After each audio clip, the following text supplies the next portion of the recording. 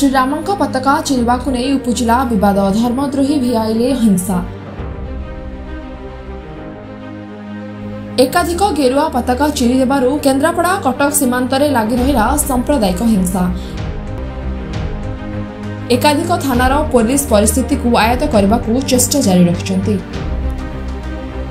पाटकुरा अलीजंगा बिलहाट बजार रे गोष्ठी संघर्ष। राम और हनुमानଙ୍କ पताका किछि निर्दिष्ट गोष्ठीर कुचक्री चिरी गोड़े दली देथिबा सीसीटीवी वीडियो भाइराल हेबा परे आज उत्त्यक्त होइछन्ति साधारण लोके।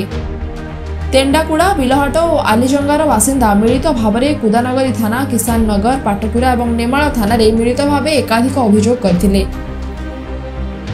एने आज तेंडाकुड़ा अंचल दुई गोष्ठी मुहांमुही हेबा परे आईन श्रृंखला को दृष्टि रखी 5टी थानार पुलिस मिलित भावे बिलहाट और तेंडाकुड़ा अंचल में पहरा देउछन्ति।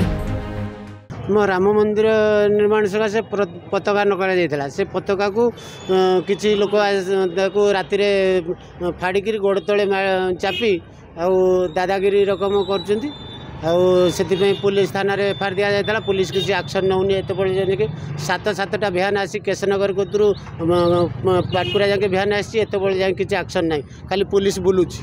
केतोटी थाना एफआईआर है? 2टी थाना, गोटे थाना पाटकुरा कोरुआर मालहाटा जाइए से FIR रखुना।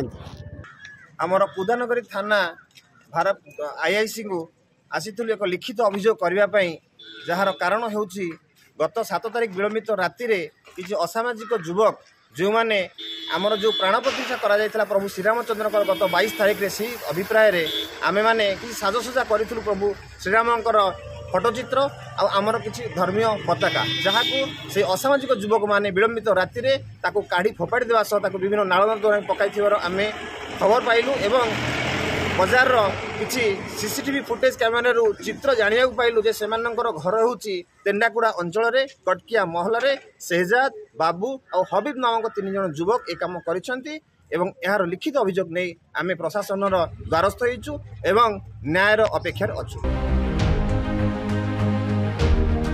Bureau report Sunstar TV.